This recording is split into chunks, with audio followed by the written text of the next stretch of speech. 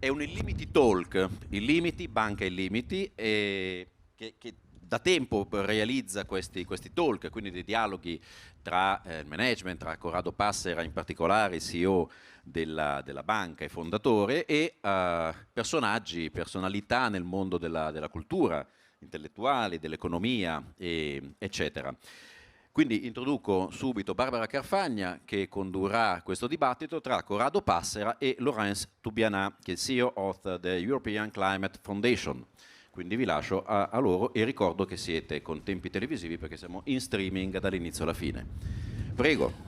Buongiorno, benvenuti. Oggi faremo questo che è il nostro quarto illimity talk, quindi un confronto appunto tra Corrado Passera, che ha una carriera manageriale, imprenditoriale e politica, quindi uno sguardo sulla complessità che è anche il tema del nostro illimity talk su oggi, particolarmente diciamo ferrato, e appunto Laurence Lubiana sui temi della sostenibilità ma anche della complessità, perché appunto questa è un'epoca in cui non possiamo più pensare di dividere e separare i settori in maniera netta come facevamo nel passato, e dobbiamo in questo senso riuscire a capire ed a studiare quali saranno le nuove modalità di leadership per governare appunto la complessità. Cominciamo subito e la nostra interlocutrice di oggi è appunto Laurence Lubiana. Parleremo in inglese. She's the CEO of the European Climate Foundation and one of the leading advocates of the COP21 Paris Agreement on Climate Change. She will be speaking to Corrado Passera, as we told, CEO of illimity, about the complex issue of change and sustainable development. Laurence Lubiana, you want to introduce yourself before the debate, talking to our public, and tell something about yes. Yes. Yes, thank you. Very happy to be here and very happy to have this conversation with Corrado Passera. Very happy to have this discussion at the juncture moment. We have listened to, maybe you have been listening these last days to the UN conference, well, all the discussion around Antonio Guterres, United Nations Secretary General. And we see that now momentum for climate action and climate change is moving. And of course, I'm very happy of that, as I was, as you know, the former negotiator for France for COP21. And so for me, it's really encouraging to see now better signs. Okay, so the first question is for you. And the COVID pandemic has even had an impact on climate negotiations, forcing them to be cancelled or postponed. How can the Green New Deal be protected in times of such great uncertainty caused by a global pandemic that perhaps has finally taught us economic development is not possible without protecting the world in which we live? Thank you. It's a very important question. Does the COVID have stopped global diplomacy on climate? Yes, but at the same time, it has really highlighted the necessity of global cooperation for managing a very global risk like COVID. And that's really interesting that the Green New Deal in Europe, the Green Deal, has been finally supported by all leaders because, in a way, in the midst of the crisis, the leaders realize that the best vaccines to the biggest challenge we face, from health to climate change, from low growth and employment, the high risk of high unemployment, and the deepening of social inequality, everything has to have a global response. And in Europe, this global response name is a Green Deal. This was given to the pandemic as a response because finally, the response we are giving now will determine our way of life for the next decade and whether we manage to build a safe climate for all. And what I'm looking, in a way, governments are moving it at least even with a different vision within Europe. We saw that the Green Deal has been asked for the consensus for it. And we see that businesses as well and citizens are moving ahead. But of course, we know we have to move faster. And that must be the objective of the Green New Deal, go deeper, have a consistent policy for all sectors. And we see that very inspiring move from the European Commission in particular, from the President von der Leyen these last days at the UN convention, at the UN conference around Antonio Guterres, the commitment to go for at least 55% of emission reduction compared to 1990 by 2030. It is a real Green Deal. The Green Deal budget, in the previous panel, you were commenting on the opportunities that the Green Deal is offering to many countries, in particular because additional funding from Europe. And this really, it's an unprecedented budget for the next generation. So again, a very positive sign if we use the resources well. And China, which was of course the big news of this week, has committed to peak emission before 2030. That was not new. But what's new is that President Xi said they want to reach carbon neutrality before 2060. This is a totally new stance from the Chinese leadership. So together, the EU and China, representing more than a third of global emission, are leading the way, says they will really do something strong in the view of 2030. That's how the spirit of the Paris Agreement finally lives. But we need many more countries, of course, to join if we want a good chance. And of course, the question, of course, are very much organized about the result of the US elections. And we certainly can discuss that later on. What I see very important from the Italian point of view is that your country will lead the G20 next year. And that year will be key to mobilize countries to raise ambition, to propose new plans, new climate plans. But at the same time, Italy, throughout this G20 presidency, can mobilize the role of business and investors. We need to transform supply chain, look at the discussion, very important discussion around Mercosur and the problem of deforestation. We have to shift investment from high carbon to zero carbon, and to ask government to put in place clear rules to guide private and public investment in the right direction. We have the EU taxonomy, which has powerful elements on what can be considered green and enshrines and do not harm and do good principle. So that's a model that countries should use when designing their recovery plan. Europe has taken the lead. The outreach of the diplomacy of the Green Deal is going on. I see that a very positive result about the conversation between EU and China. And so I think we should be proud to be Europeans these days, but really very careful on not missing the opportunity and not missing to use in a really sound way the resources, the additional resources which are offered. Thank you. Thank you.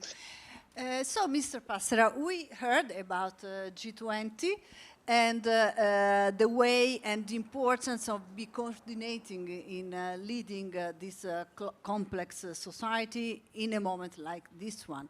But there's not a risk of a G0, as you told, in which countries have to build their strategy, and they want to build them in their own backyard. So exactly the contrary, without a shared long-term vision. We see in Italy that also the regions want to do by themselves, not coordinated by national vision.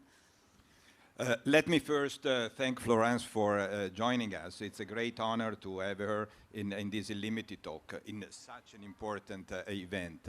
The risk of the G0 is not anymore a risk, it's a reality. Until a few years ago, we were all talking about enlarging the G20, and now we are back to G7, to G0 actually, because everybody is working its own way, and some of the big global powers are just confronting the others rather than working together. So this risk is already a reality. In front of this situation, none of the big problems we have in front of us climate, criminality, migration, none of them can be tackled, can be solved at the national level, going each one by itself. So the risk is very high. And Europe, in such a situation, has a very special responsibility, because confrontation amongst global powers will not take place only in the economic, in the military arenas. It will be a clash of civilization. We will have to confront, we will compete in terms of social models, economic models. And Europe is the best fit to find a new normal that can group together people with the right will. What do I mean by designing a new platform of values? We have to find a new balance between values that traditionally were considered opposite and self-exclusive. Merit, solidarity, freedom, equality, openness, identity. Europe has always been able, in the last two millennia, to find new levels of cultural balances, and that's a new case in which Europe can take this challenge. At the same time, Europe needs a new phase of growth, because without a new phase of sustainable and sustained growth, we run the risk of losing our well-being, of losing several of our rights for which we have been working and fighting for centuries, and maybe even our sovereignty. Growth has to be the right one, I said, and I qualify that as a sustainable growth. And for that we need a major effort in terms of federal investments. What do I mean by federal investments? I mean investments that are selected, managed, financed at the EU level. Because most of the things we have to do in terms of infrastructure, research and innovation, energy migration, single market, can only be done at the European level. None of the country on a single basis can address such major projects. But 2 months ago, 3 months ago, Europe has made a major step in the right direction.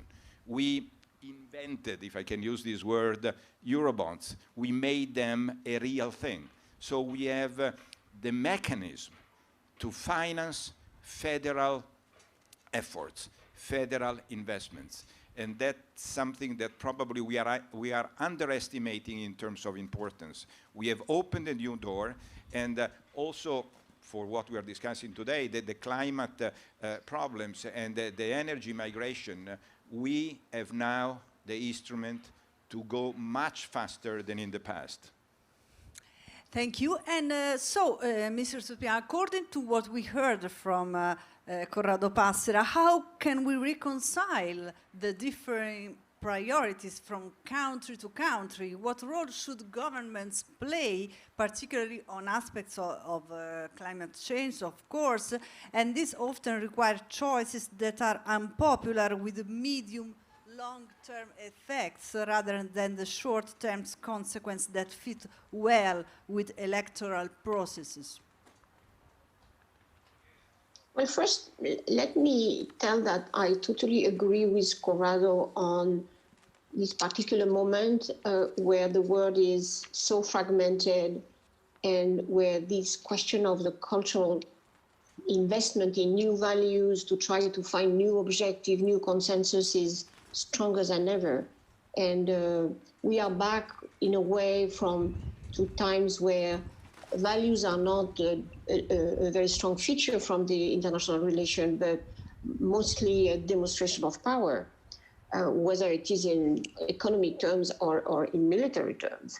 So I do think that culture here and the cultural and the balance, just that we, at the same time, people can find they feel that they are sovereign of themselves, of their lives, but at the same time, they understand the values of global cooperation. And I think this notion of discussion of sovereignty seems to me very important. You refer to even the region wanting to have their own say or their own definition of their future. And I think it's important we rediscuss how finally you cannot, as Corrado said, we cannot be sovereign if you don't cooperate with others to tackle these big issues about, and Italy is well placed on migration. You can't solve that on your own, whether it is a region of the government at the national level, and that's the same for all these global problems. And health, of course, was a powerful demonstration of it. So I think we need to rediscuss what sovereignty means and how you regain sovereignty, control on your own lives if you have a solid framework of cooperation and shared values. And I do think that citizens are not far from desiring that. There was a lot of inquiries, even in US these days. There was I think I saw that in New York Times this morning. You saw that majority of Americans want US to go back to the agreements where Trump decided to live, like Paris Agreement, for example, or the Iran deal. So citizens, and at the same time, in the midst of this crisis of COVID, you saw that citizens were asking for the ecological transition as a way to get out of this crisis, that you can't just have the same system with the same evolutions. And I do think that, for example, it was really important to see that Italy is working at the same time that managing the health crisis, working on its long-term strategy for decarbonization. And if all countries prepare their long-term views and share their experience around what the future should look like, I think we can build again a momentum of discussion that is not about pure brutal power relationship, but more about how we gain sovereignty by sharing ideas and values and objectives. I see that that's why I insist so much on what happened in the next decade. What do we do for 2030? And in particular on these NDCs, these climate plans, who can be the investment plan for the recovery, the green investment plan for recovery. And I think that is really, and you mentioned, of course, the conflict of short-term electoral cycle and the way that citizens can perceive this green transition as a threat for their well-being. And I think that's why we have to put social justice at the very beginning of the definition of these plans. I think it was probably too focused and too separate climate on one side and all the different global responses. But we have to put the citizen and the global justice at the center. There will be a new report launched this week in Italy, whose name is Ossigeno per la crescita, or Oxygen for Growth, and showing that if Italy invests 80% of the EU resources, focusing on decarbonization, that will increase the GDP by 30% and the employment rate by 11% by 2030, with a strong improvement in opportunities for younger people. And by the way, in addition, Italy would lower its debt level to pre-COVID time by 2030. But at the same time, there is really the importance of the choices that are made today and be prepared to invest in the more promising zero carbon opportunities. Of course, we know, and Italy has been thinking about that, renewables, energy efficiency, electric mobility. And with the finance and technology we have today, we can think bigger. And to tackle the next challenge, we need to have a plan, not only to phase out coal, which is, of course, the ongoing discussion in Europe and of course, very necessary, but we have to look at the gas. In particular, I know that the debate is very strong in your own country, put the end date for the sale of fossil cars, and in particular, recognizing that the gas, investing in new gas facilities, new gas infrastructure is no longer economic and not needed for the security of the system. So we need a combination of the top technology, digitalization, renewable energy, storage system grid. This makes possible to move from coal to renewable in a secure way. And you know, Italy has so much a rich sun, wind and high tech. That will build clarity. We see hydrogen, but most importantly, I think Italy at this juncture, and again, because of this very difficult context and the very terrible effect that the Trump diplomacy has had on many other countries. I'm thinking of Brazil, I'm thinking of Australia, even in Mexico and some others. Europe has to show the leadership in this. And as a founding country, Italy has a big responsibility. So even if I agree with Corrado, there is no more real G20, but that could be an inspiration to call these countries, one, that they are facing major risk if they don't cooperate, and second, that they need to rebuild some kind of common values. And that will be a very important moment next year to do so. So, Mrs. Lubiana, just a question, because today there's an article and we are talking about it in Italy. Are we in the mood of avoiding a climate lockdown, or this is just an alarm that a famous economist today published? I think, of course, the climate risk seems so far away. And that's why there is a sort of a distance, or because what the science is telling us, or where the carbon budget is, and the extreme events that are, they seem far away when actually they are here and now. And we see that because partly of the migration is coming from climate impact in a number of poor countries. And I do think that, yes, we can face situation where the climate risk will be much, much, much more impact than the COVID has. So I think we should be very serious about that risk. And I agree that it's not looking like catastrophic or having a sort of a terrible vision of apocalypse vision of the future, because we can act on that. We can absolutely be active on this issue, but we should not underestimate the seriousness of this risk just because it seems far when actually it's coming. You look at the fires in California, you look at the flood in India, you look at even the extreme event of the drought in Europe, and you see that we cannot just ignore that. So I totally agree with the danger we are facing.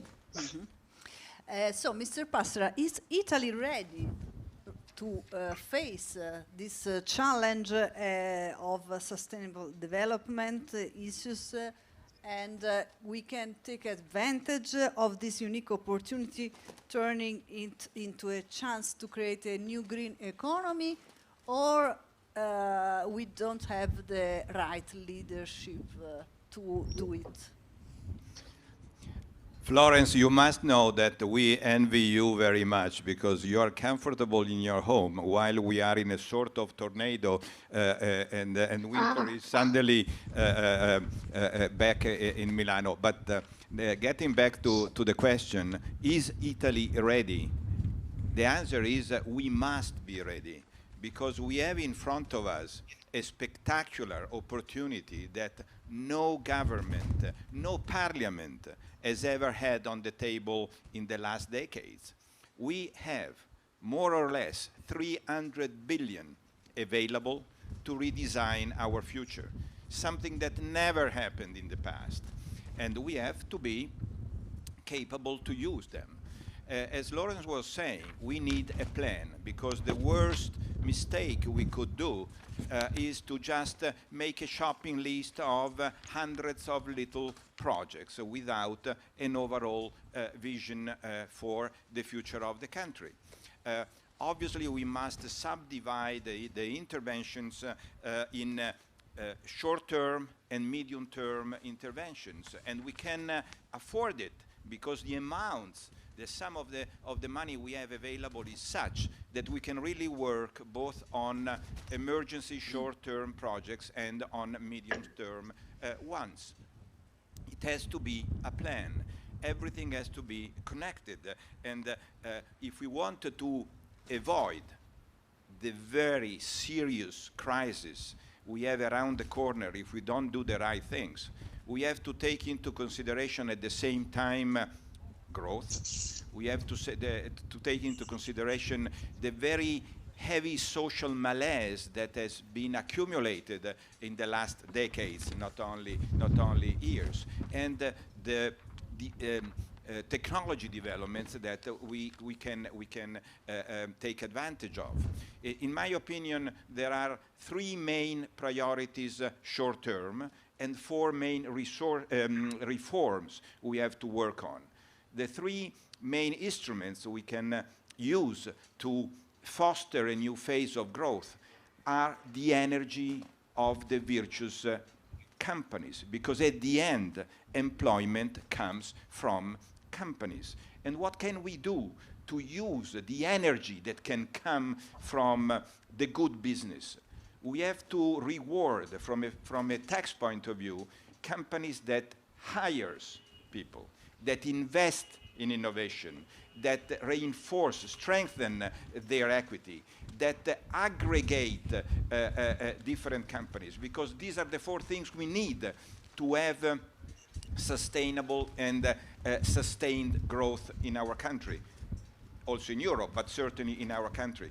Second point, it's an incredible opportunity to modernize our infrastructures, physical infrastructure, digital infrastructure, energy infrastructure. And the energy transition we are discussing today can be accelerated in a major way if we put enough money in that direction and if we use special powers to make the authorization processes and the implementation processes faster. Third, short-term intervention, healthcare systems. We experienced a number of problems, a number of weaknesses at the beginning of the COVID-19 crisis. Now, through the EMS, we can have the money to cope with these weaknesses and fix them. And these are the three short-term interventions I would suggest. At the same time, we have to work very seriously on the four basic reforms that could redesign our country and create opportunities. The welfare mechanism, the justice mechanism, the education, I would put education at the very first point, and bureaucracy. Each of them would need a seminar in itself, but what I want to stress, as Laurence was saying before, the vision, the plan, where to insert all the projects that can be financed through the recovery plan and the SURE plan and the EMS money has to be a common one, very much discussed and supported throughout the political forces. Okay, now from this moment I ask you to answer in a shorter time because we are going to approach the end, but we have many interesting questions yet to answer.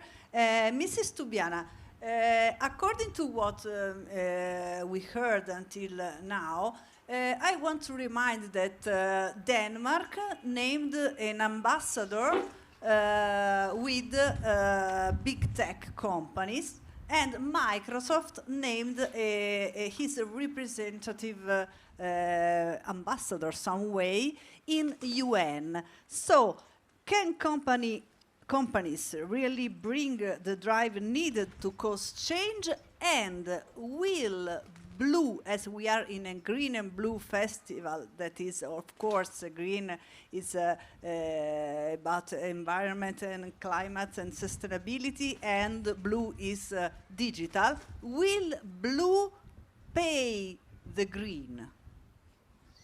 Well, it's a very good question. For the moment, it's not happening.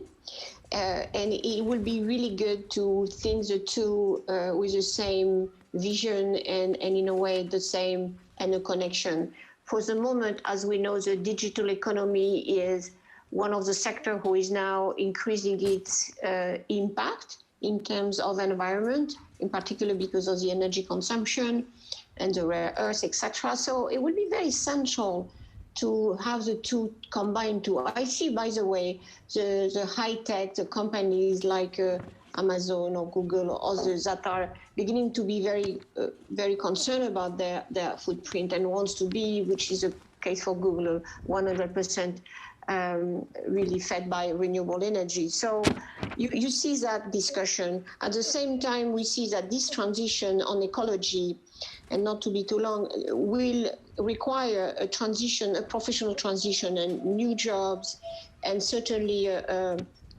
evolution in the professional sphere.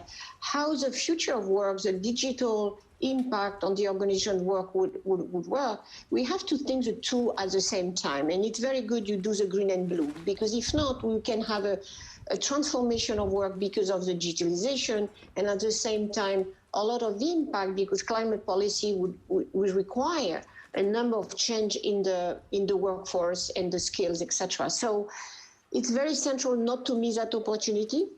Can the companies be the driver? I think they need to be connected to the public discussion on where the technology is going, and with an interaction with citizens and governments. I don't think it should be only relying on companies' vision, because again, they can have short-term horizon as well. And we need really a public discussion, a citizen discussion about what the future looks like and what the businesses and investors could go in that direction. But we can't think the two in separate terms. For the moment, it's the case. So I congratulate you for that initiative to think the two at the same time. But we don't have the responses for the moment, and it's really welcome to produce them. Mm-hmm. So, Mr. Passera, as you had both the roles, I ask you the same question. Will blue pay the green? And your bank, illimity, that was born on such grounds, focusing on companies and people, has a purpose and a reason for such a choice. You certainly heard what Laurence said. Companies are not enough to make our capitalistic system more responsible, both in terms of environment, social, and economic. There are a big number of companies of different sizes and different industries that are behaving very responsibly, but we also need rules. In many cases, we don't need new rules, because if we think about it, we already have a number of rules that are available but are not applied. Some of the extreme behaviors in our capitalistic systems that have caused some of the worst crises come from the lack of courage in applying antitrust legislation, privacy rules, legal haven situations. So the message here is that we already have some of the rules that can avoid the main drawbacks of non-responsible capitalism. So let's all together force our also politicians to apply courageously some of the legislations that are already available and that could avoid many of the worst aspects of non-responsible capitalism. As far as illimity, very shortly, we try to prove every day that a company can be a profitable company, but at the same time can have a positive impact on the community that is part of. We decided to specialize in SMEs, PMIs, as we say in Italian, small and medium-sized companies, but not all of them. Those who have a hidden potential, companies that can make a leap forward and maybe other banks do not support. Companies that had problems, but that can be brought back to profitability and success. Companies that have had major problems, but where still there is parts, assets that can be valued. So it's a combination of making profits, because a company has to make profits to be independent, free, and to develop, but at the same time trying to be useful for the community we are part of. Okay.